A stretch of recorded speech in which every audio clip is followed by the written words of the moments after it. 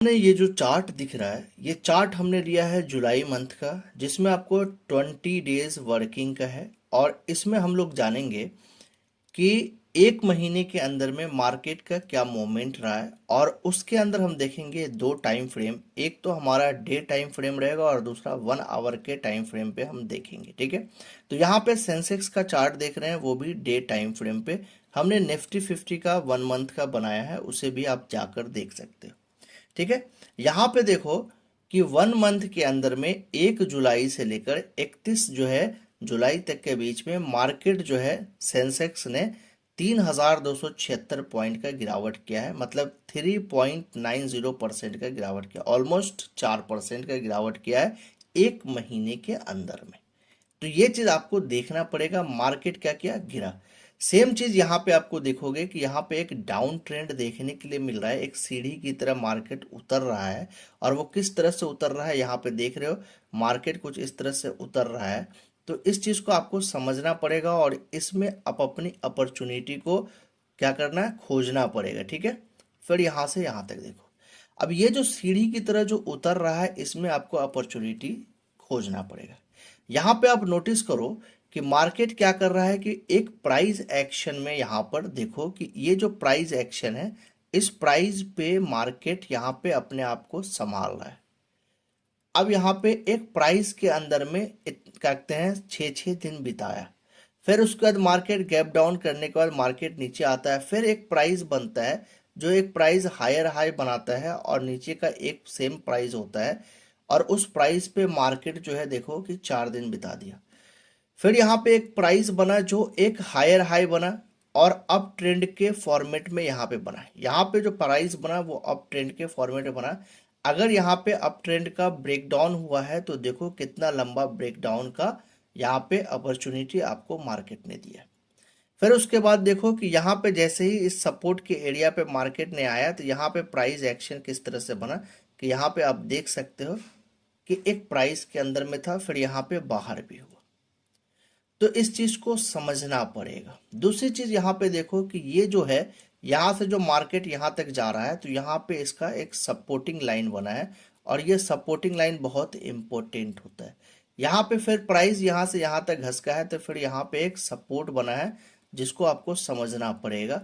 फिर यहाँ से प्राइस जो है ऊपर की तरफ भागा है तो फिर यहाँ पे सपोर्ट बना है, मतलब कि ये थर्ड टाइम सपोर्ट बना है। फर्स्ट सपोर्ट यहाँ पे बना मार्केट का, सेकेंड सपोर्ट यहाँ पे बना, थर्ड सपोर्ट यहाँ पे बना और यहाँ पे फिर फोर्थ सपोर्ट बना है। तो देखिए यहाँ पे कितना पावरफुल होता है सपोर्ट। तो इसलिए हम आपको बार बार कहते हैं कि आप एक सपोर्ट लाइन को और रेजिस्टेंस लाइन को सीखो। मैंने इस पे एक वीडियो भी बनाया है कि सपोर्ट और रेजिस्टेंस लाइन किस तरह से काम करता है। उसको जब जानोगे तो मार्केट को समझना आसान हो जाएगा और मार्केट को जितना इजी बनाओगे उतना आपके लिए बेहतर होगा। मार्केट में 5 तरह का इंडिकेटर यूज करोगे और पांचों इंडिकेटर पे आप अपना दिमाग लगाओगे तो आप सक्सेसफुल ट्रेडर नहीं बन सकते हो। तो उसको आपको क्या करना पड़ेगा, कोई भी एक स्ट्रेटजी पे आप काम करो और उस स्ट्रेटजी को मास्टर करने की कोशिश करो। तो जिस चीज को आपको समझना पड़ेगा, यहाँ पे देखो आपको सपोर्ट रेजिस्टेंस पे काम करना पड़ेगा। उसके बाद डाउन ट्रेंड अप ट्रेंड को आपको सीखना पड़ेगा। जब तक ये सीखोगे नहीं मार्केट को नहीं समझ पाओगे। यहाँ पे देख रहे हो, अब चलो हम 1 मिनट के टाइम फ्रेम पे हम आपको दिखाते हैं जिससे आपको अच्छे से समझ में आएगा। यहाँ पे आपके सामने है 1 मिनट का टाइम फ्रेम। यहाँ पे आपको क्या दिख रहा है, ये जो सपोर्ट का एरिया है, यहाँ पे मार्केट यहाँ से गिरता है, फिर बाउंस बैक होता है, फिर गिरता है, फिर यहाँ से यहाँ तक बाउंस बैक होता है। आपको अपॉर्चुनिटी यही में तलाशना है कि जैसे सपोर्टिंग एरिया और वहां से बाउंस बैक हो, उसमें आप अपना लक को आजमाना है, उसमें आप अपने को आजमाना है और इसमें प्रॉफिट बनाने की कोशिश करना है। फिर यहाँ से मार्केट गिरा है, चलो ठीक है यहाँ पे छोड़ दो। फिर यहाँ से बाउंस बैक हुआ है, इसमें आप अपॉर्चुनिटी तलाशो। समझा? फिर यहाँ पे देखो एग्जैक्ट सपोर्ट की जगह से मार्केट फिर बाउंस बैक हो रहा है, फिर यहाँ पे आपको अपॉर्चुनिटी तलाशना है। यहाँ पे देखो कि यहाँ पे आप देखोगे कि एक अप ट्रेंड मार्केट में जैसे गया उसके बाद यहाँ पे ब्रेक डाउन हुआ, तो तो आप यहाँ पे भी सेल करके बैठ सकते थे, और सेल करके बैठ के यहाँ से यहाँ तक आप अपने प्रॉफिट को एंजॉय करते। यहाँ पे देखो फिर मार्केट क्या किया, बाउंस बैक किया। तो ये जो बाउंस बैक बार बार कर रहा है, इस जगह आपको अपॉर्चुनिटी देखना है। यहाँ पे टोटल ओवरऑल अगर आप देखोगे 1 आवर के टाइम फ्रेम पे अगर आपको अपॉर्चुनिटी मार्केट ने दिया है, तो एक अपॉर्चुनिटी आपको ये बाउंस बैक पे दिया है, और वो भी कितना दिया है वो भी हम आपको बता देता हूँ, जिसको आपको कहीं ना कहीं मेहनत करना पड़ेगा और सीखना पड़ेगा। यहाँ से यहाँ तक की अपॉर्चुनिटी को अगर देखोगे 800 पॉइंट का बाउंस बैक है, छोटा मोटा बाउंस बैक नहीं है।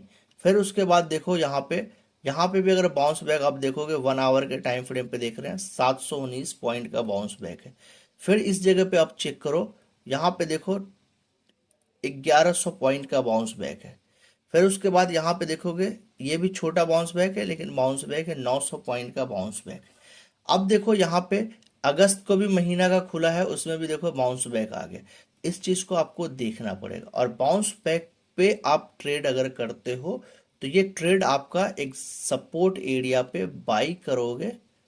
यहाँ पे सोचना कुछ भी नहीं, सिर्फ ये लाइन ब्रेक नहीं होनी चाहिए। अगर ये लाइन ब्रेक करके इस तरह से कैंडल अगर बन जाए तो समझ लो कि ये सपोर्ट एरिया फेल कर गया, या फिर ये सपोर्ट एरिया यहाँ से बाउंस बैक करके यहाँ पे अंदर में आ जाए और फिर अंदर कैंडल्स बन जाए, तो फिर समझ लो कि यहाँ पे ये जो कैंडल्स है ये ट्रैप आपको फंसाया है।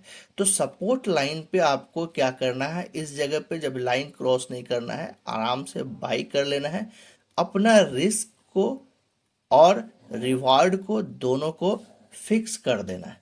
और उसके बाद फिर यहाँ पे आप बाई करो, यहाँ पे आप सेल करने की कोशिश करो, फिर बाई करो, प्रॉफिट मिल जाए, सेल करके निकल जाओ। ये 4 जगह आपको अपॉर्चुनिटी मिला है।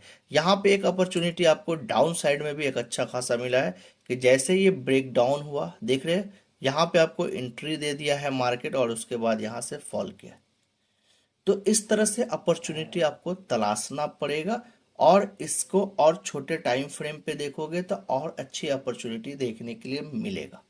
चलो हम एक काम करते हैं कि और छोटे टाइम फ्रेम पे हम आपको लाकर दिखा देते हैं, जिससे आपको समझ में आएगा। यहाँ पे देखो क्या हो रहा है, बार बार इसको आपको देखना पड़ेगा। देखो यहाँ पे क्या हो रहा है, यहाँ पे भी सेम चीज आपको देखने के लिए मिल रहा है। तो बाउंस बैक हो रहा है। अब चलो इसको थोड़ा सा नहीं बड़ा कर देते हैं, जिसको आपको समझ में आएगा। यहाँ पे आप देख रहे हो क्या हो रहा है मार्केट का।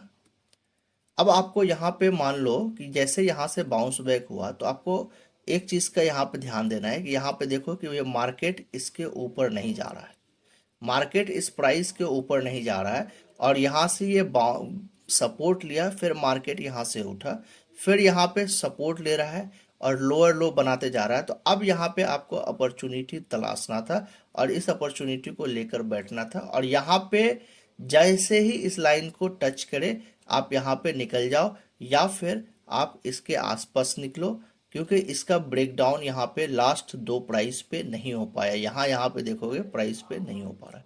तो इस चीज़ को आपको देखना पड़ेगा छोटे टाइम फ्रेम पे, अपने से ज़्यादा देखो। थोड़ा सा यहाँ पे देखोगे साइडवेज भी आपको दिखा रहा है, यहाँ पे भी थोड़ा सा साइडवेज दिखा रहा है, लेकिन बड़े टाइम फ्रेम की वजह से ये मार्केट ऊपर की तरफ गया है। तो मार्केट इस तरह से जाएगा। फिर यहाँ पे आप देखो अच्छा खासा यहाँ पे सेलिंग दिख रहा है। आप अगर चाहो तो यहाँ पे एक अप ट्रेंड लाइन बनाकर इस तरह से, और इस तरह से बनाकर देखो, मार्केट फर्स्ट टाइम में फॉल किया, सेकेंड टाइम आपको अगले दिन अपॉर्चुनिटी दिया कि इस लाइन के नीचे अगर आप सेल करते हो डायरेक्ट वे में, तो आपको देखो किस तरह से एंजॉय करने का मौका मिल रहा था। तो ये सारी चीज़ आप जब देखोगे, एनालिसिस करोगे, तब समझ में आएगा, अदरवाइज मार्केट में समझ में नहीं आएगा। वीडियो अगर आपको अच्छा लगे तो ज़रूर लाइक कर देना, और अपने दोस्तों को भी शेयर कर देना।